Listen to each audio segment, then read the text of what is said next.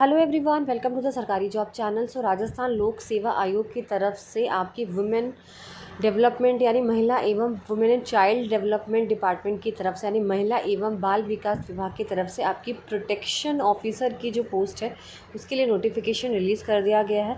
तो यहाँ पे सबसे पहले बात कर लेते हैं आपकी क्या क्या इंपॉर्टेंट एलिजिबिलिटी है, क्या क्या एज लिमिट है। तो जिन्होंने भी चैनल को सब्सक्राइब नहीं किया प्लीज़ चैनल को सब्सक्राइब ज़रूर कर दीजिए, क्योंकि आपका एक सब्सक्राइब मेरे लिए बहुत इंपॉर्टेंट है और मैं आपके लिए इतनी अच्छी अच्छी इन्फॉर्मेशन लेकर आती हूँ, तो आप एक सब्सक्राइब तो कर ही सकते हैं।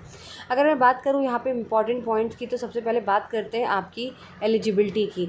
तो या तो आप लॉ ग्रेजुएट होनी चाहिए, एलएलबी कर रखी हो आपने, ठीक है, या फिर अगर आप एलएलबी नहीं कर रखी है तो मास्टर्स होने चाहिए, यानी आप पोस्ट ग्रेजुएट होना चाहिए आपको इन सोशल वर्क, ठीक है, या तो आपने पीजी कर रखी हो सोशल वर्क में।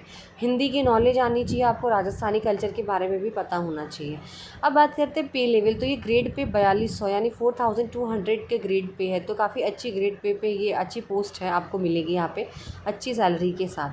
अब यहाँ पे एज लिमिट की बात करते हैं तो आपकी एज 18 साल से कम नहीं होनी चाहिए और 40 साल से ज़्यादा नहीं होनी चाहिए, लेकिन इसमें भी आपको रिलैक्सेशन मिलेगा।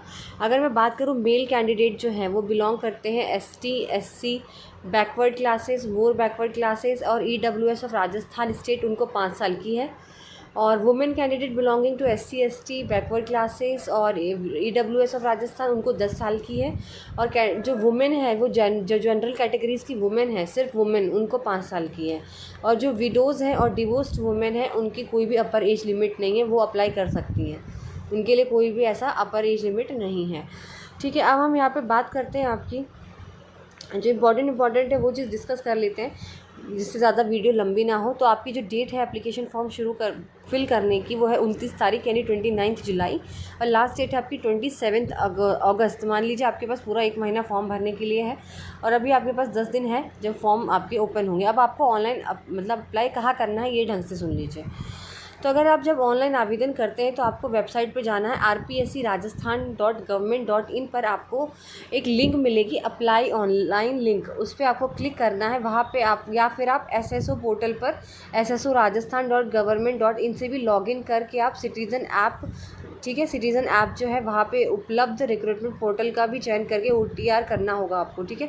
तो उस तरीके से आप रजिस्ट्रेशन आपको करना है या तो rpscrajasthan.government.in पे या फिर sso.rajasthan.government.in पे, इस पे जाके आपको लॉगिन करना है, ठीक है। तो यहाँ पे आपको जाके अपनी पूरी तरीके से रजिस्ट्रेशन करना है, आपको अपना यहाँ पे सारी चीज़ें, जितनी भी डॉक्यूमेंट है वो सारी चीज़ें वहाँ पे आपको जमा करनी है। अब बात करते हैं फ़ीस कितनी पे करनी पड़ेगी आपको, ठीक है।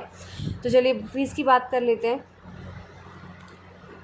ठीक है, चलिए अगर आप कोई जनरल कैटेगरी के अंदर अगर आप आते हैं, जनरल कैटेगरी के अंदर, और आप पिछड़ा वर्ग के अंदर आते, क्रीमी लेयर के अंदर आते हैं, ठीक है, तो उसमें आपको 600 रुपये फ़ीस करनी है। और जो आपके आरक्षित वर्ग है, मतलब कैटेगरीज है जैसे CSTs हैं और OBC में जो नॉन क्रीमी लेयर आते हैं उनको 400 रुपये देनी है, ठीक है। और आपको जो PH कैंडिडेट्स हैं उनको भी 400 रुपये देनी है। तो ये आपकी फ़ीस थी, और बाकी सारी डिटेल आप साइट पे जाके चेक कर सकते हो। और अगर आपको कुछ और डाउट है तो आप मुझसे पूछ सकते हैं और आपको इमीडिएटली रिप्लाई मिल जाएगा। अगर आपको वीडियो अच्छी लगी तो प्लीज़ वीडियो को लाइक एंड शेयर ज़रूर कीजिए और चैनल को सब्सक्राइब करें।